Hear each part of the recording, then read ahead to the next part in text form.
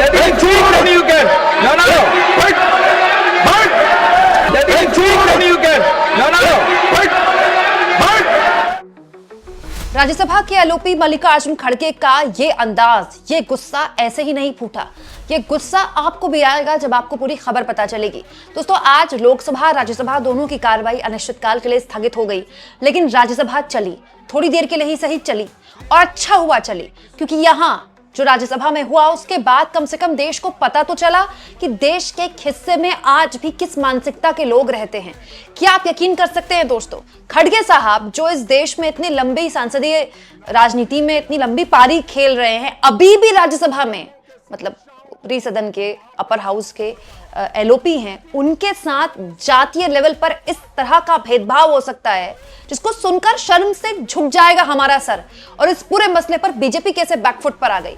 Video में आगे मैं आपको ये भी बताऊंगी कि कैसे खड़गे साहब राज्यसभा में खड़े होकर एक बेहद इंपॉर्टेंट मुद्दे पर बात कर रहे थे और राज्यसभा में नेता सदन जेपी नड्डा को पता ही नहीं था। वो बगले झांक रहे थे, आसपास के लोगों से पूछ रहे थे कि मामला क्या है। उनको कांग्रेस पार्टी के सांसदों ने बताया और कहा कि इनको तो पता ही नहीं है, तब जाकर उन्होंने मामले में बयान दिया है।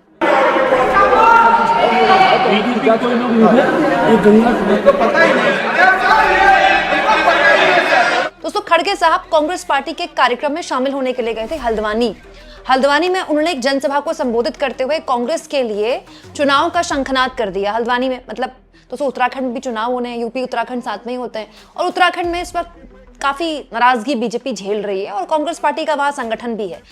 लेकिन जब हल्द्वानी में कार्यक्रम निपटा तो यहां एक बहुत ही मतलब शर्मनाक वीडियो आई कि क्योंकि खड़गे साहब दलित समाज से आते हैं तो यहां पर एक संगठन ने बकायदा हवन यज्ञ किया, कथित तौर पर इसे शुद्धिकरण का नाम दिया गया।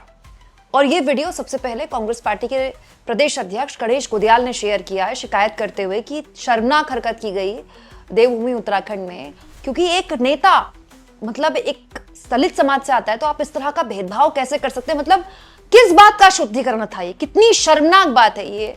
जब हम कहते हैं कि हमें जातिवाद खत्म कर देना चाहिए, हम कहते हैं कि छुआछूत नहीं होनी चाहिए समाज में, और ये दावा भी किया जाता है कि एक हद तक अब छुआछूत है भी नहीं समाज में, तो फिर ये क्या है?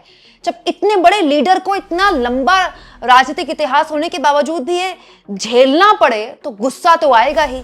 और मल्लिकार्जुन खड़गे ने आज एक गुस्से का इजहार किया संसद में कि मुझे बहुत ठेस पहुंची है, मैं लड़ता हूं, मैं जिस भी समाज से आता हूं मैं बहुत लड़ता हूं अपने अधिकारों के लिए, लेकिन आज मुझे बुरा लगा। सर,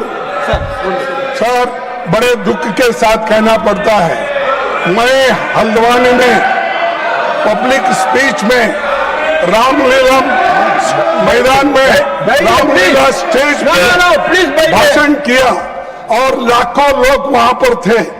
उस वक्त मैंने किसी समाज का, किसी धर्म का नाम नहीं लिया, सिर्फ मैं लोगों के समस्याओं को वहां पर बताया।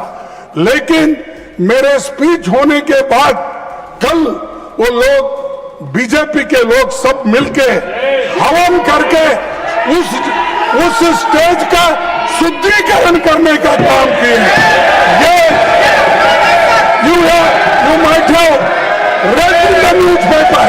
Is it the way in democracy? How you are protecting the constitution? That too, I am a leader of opposition.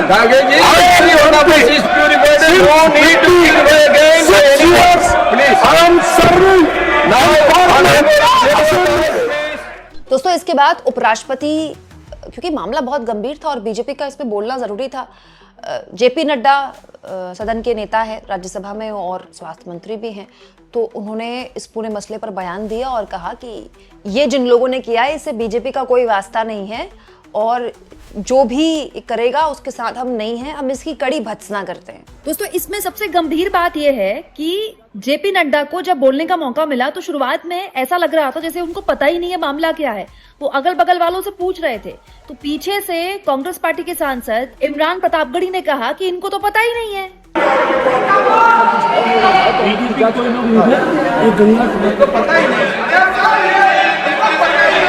Sir, जो माननीय खड़गे जी ने कहा है ये सच में बहुत ही दुखदाई विषय है, और ये दुखदाई सिर्फ कांग्रेस पार्टी के लिए नहीं, ये दुखदाई हम सब के लिए है।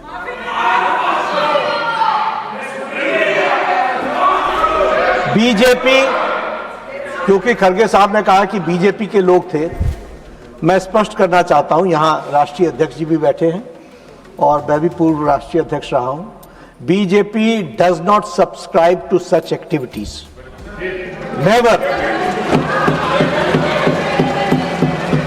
लेकिन आपने कहा है हम इसकी तहकीकात भी करेंगे, लेकिन मैं आपको विश्वास दिलाता हूं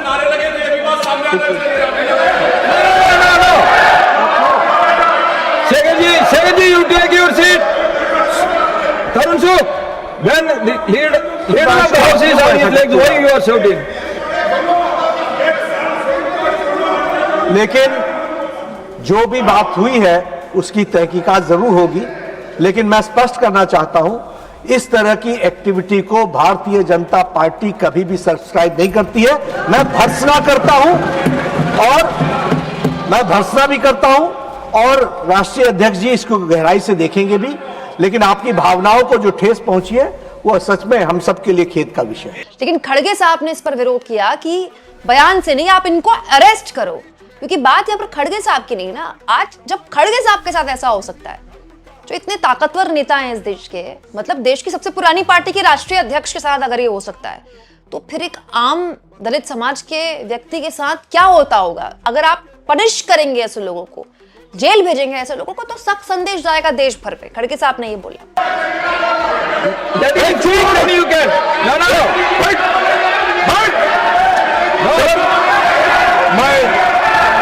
मैं सिर्फ नड्डा साहब के नाम नहीं बोल रहा हूं, नड्डा साहब की बात नहीं है। मैं नड्डा साहब और किसी के बारे में बोलना नहीं चाहता। अगर वहां पर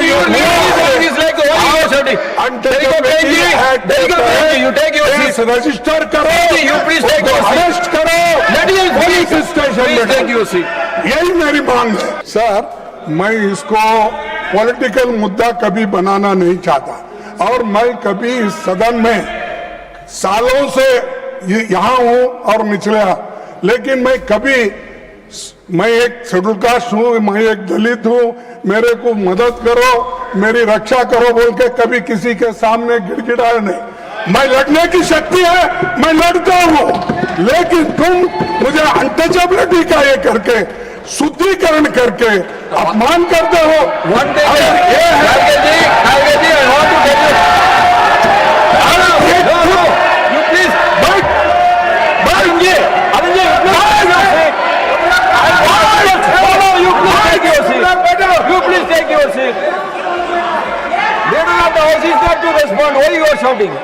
दोस्तों, इसके बाद उपराष्ट्रपति ने भी अपना बयान दिया। उपराष्ट्रपति ने कहा कि किसी भी तरह से इन चीजों को बर्दाश्त नहीं किया जाना चाहिए। हालांकि ये मामला बेहद गंभीर था। आप 1% सोचिए कि अगर ये ऐसा कोई भी काम, ऐसा घटिया दोयम दर्जे का काम एक ऐसे राज्य में होता जहां पर बीजेपी की सरकार ना होती, कांग्रेस की सरकार होती या अखिलेश यादव की सरकार होती या for that matter Mamata Banerjee की सरकार होती, इस समय बीजेपी ने देश के हर सड़क पर ना, हर राज्य में जुलूस निकाल दिया होता कांग्रेस पार्टी का कि ये देखिए, ये तो छुआछूत को फैला रहे हैं, ये तो इस लेवल पर गिरी हुई हरकत कर रहे हैं, इनकी सोच ही ऐसी है। प्रियंका गांधी ने भी इस पूरे मामले में बयान दिया और कहा कि ये बिल्कुल नाकाबिले बर्दाश्त है। दोस्तों, इमरान प्रतापगढ़ी जैसे लोगों ने भी बोला कि इसको किसी भी हाल में बर्दाश्त नहीं किया जा सकता। ये बीजेपी वालों की सोच दिखाता है। दरअसल ये भारतीय जनता पार्टी के आनुषंगिक संगठनों के लोग हैं, ये सरकार के छोड़े हुए लोग हैं, जिनसे इतने बड़े एक दलित नेता ने एक जगह कार्यक्रम किया हल्द्वानी में, तो इनसे यह बर्दाश्त नहीं हो रहा है कि कोई एक दलित नेता कांग्रेस पार्टी का राष्ट्रीय अध्यक्ष कैसे हो सकता है और वो हल्द्वानी में कार्यक्रम करेगा, तो उसका शुद्धिकरण किया जा रहा है। ये है भारतीय जनता पार्टी का असली चाल, चरित्र और चेहरा।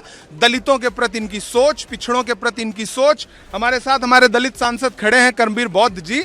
हम लोग अभी इसी विषय पे बात कर रहे थे कि भारतीय जनता पार्टी के दिल में दलितों के लिए कितनी नफरत है कि अगर इसी सदन में मल्लिकार्जुन खड़गे साहब एक अच्छा स्कार्फ पहन के आ जाए, मफलर पहन के आ जाए, तो भारतीय जनता पार्टी का एक राष्ट्रीय प्रवक्ता उस पर टिप्पणी करता है। और अब जब हल्द्वानी पहुंचे हैं तो शुद्धिकरण करवा रहे हैं आप जिस जगह उन्होंने कार्यक्रम किया।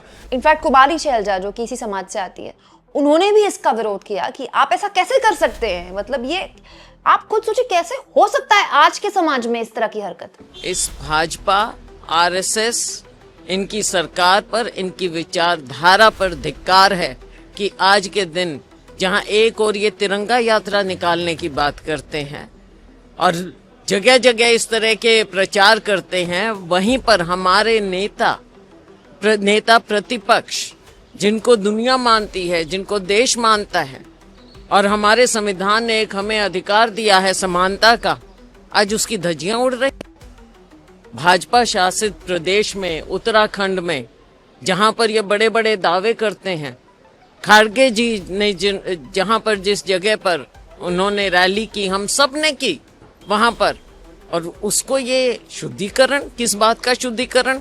शुद्धिकरण तो उत्तराखंड का होना चाहिए कि ऐसी विचारधारा, ऐसी सोच, ऐसी नीच सोच जो इन लोगों की है, ये कि ऐसे लोग वहां पर आज के दिन शासन कर रहे हैं और कोई एक्शन नहीं ले रहे जब इस तरह की बात होती है। दोस्तों, मणिशंकर अय्यर ने 2014 में, मोदी तब पीएम उम्मीदवार थे बीजेपी के, पीएम बने भी नहीं थे, उनके लिए एक शब्द बोला था, नीच, और मोदी ने इस एक शब्द के जरिए पूरा चुनाव जीत लिया था। इस तरह की भाषा कैसे बोल दी मेरे लिए, मैं ओबीसी समाज से आता हूं इसलिए मेरे लिए ये बात बोल दी। और यहां तो शुद्धिकरण किया गया, बकायदा वीडियो है उसकी, ये वीडियो दिखा रही हूं मैं आपको। और ये होने कैसे दिया गया? किसी की इतनी हैसियत कैसे हो जाती, किसी की इतनी हिम्मत कैसे हो जाती, चाहे वो कोई भी संगठन हो। और अब तक इस मामले में कोई एक्शन क्यों नहीं लिया गया?